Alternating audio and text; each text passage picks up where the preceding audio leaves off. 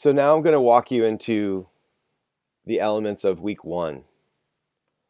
With week one being about context, one of the things that we want to start off by telling you is that everybody lives in a different community that's going to be doing this module, and everyone's going to have a little bit of a different take on things, and that's okay. We're not expecting you to fit into our mold for this, but we are hoping that you will take away some new ways to plan and to communicate with other people. So I'm just going to walk you through week one, which is about your context. It's kind of like, what is your lens, and how would you describe your community, and what are the things that you see and value? And we start right away by looking at this information and feedback loop. And basically, as you go into this project and plan your action, you need to identify who you are, where you live, and what you're passionate about. That's your context. So as you go into these slideshows, these slide decks for the week, you've got things to review, which are here. It's like an introduction to what you're going to be doing. So looking at, in this case, it's your first week at a glance, and we're going to be going in and using daily maps. So on slides 7 and 8 in this slideshow, you have a daily map. And what the daily map does is it breaks down your work commitment for that week into specific days and into chunks. It gives you times.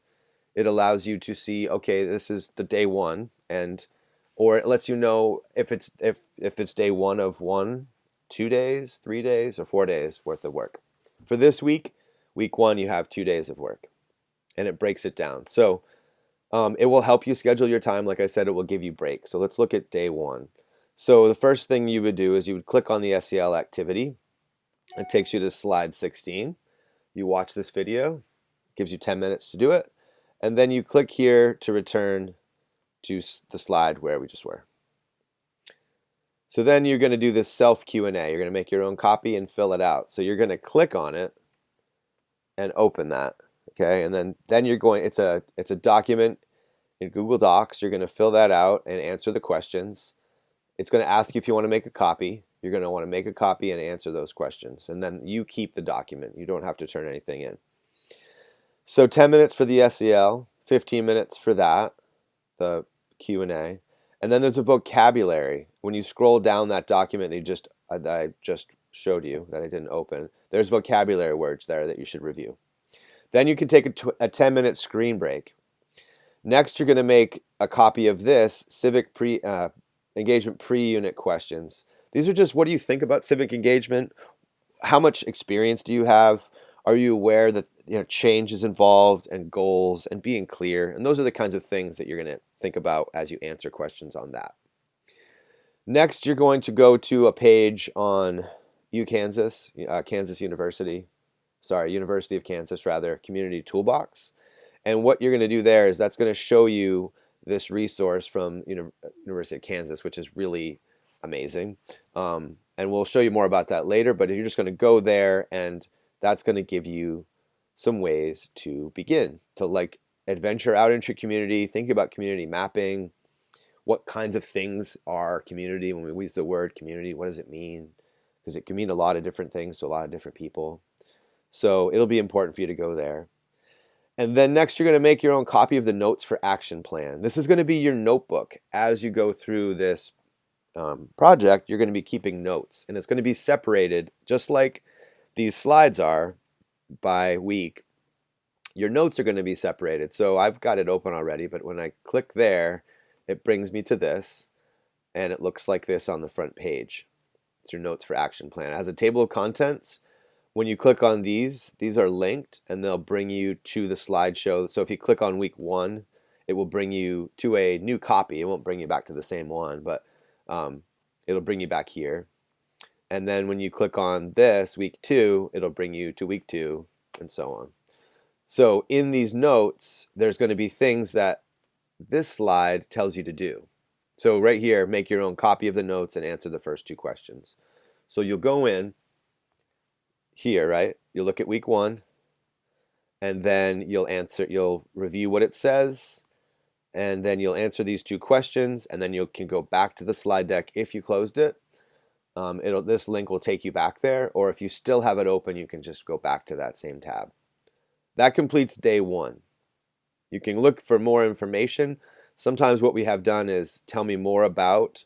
So when you see tell me more about directions to self Q&A and you click on tell me more about, it'll actually bring you to a slide which we're calling activity close-up, and it will tell you a little bit more. We didn't want to fit all those words onto this.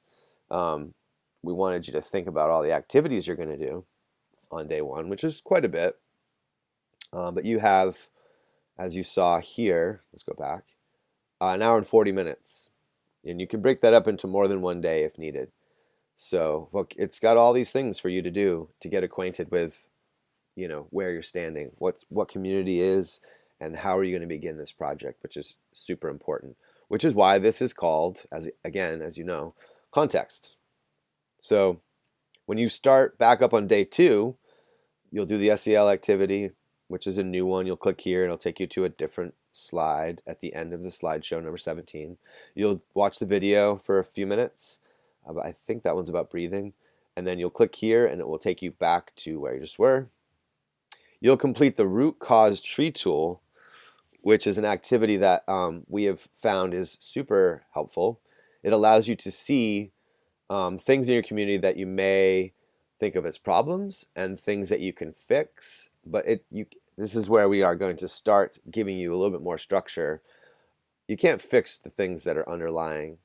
You may not even be able to fix structures and practices and policies, and you can't fix people, and you can't necessarily fix the community. But what you can do is state how your project, when it's put into place, will create a targeted action and speak to positive community benefits. And we're really going to be clear with you about this, is that you really have to ask people in your community to help provide the meaning for your project. It's going to be something that's going to be collaborative.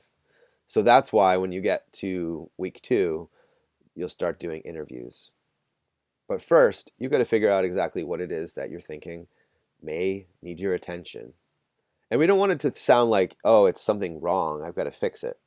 But it's something that you could come up with an idea with and create information on and allow people to collaborate on, which is exactly what I wanted to do when I created the bike tour. I wanted people to eat more local foods. So what did I do? I created an idea for a bike tour. I created a brochure, I created a blog, I went out and met with people I did it 2 years in a row. I worked with community organizations and we came up with a plan to connect the farms in the rural areas and get people on their bikes, buying local and exercising. For me, it sounded great. So anyway, I'm getting ahead of myself now. As you go through this one, if you need to know more about what's coming up in SMART goals, which is going to happen after a screen break, you're going to make a copy. You can go here and it will tell you more in the activity close-up about why we're doing SMART goals. I'm going to stop there, but I think this is enough information to get you started.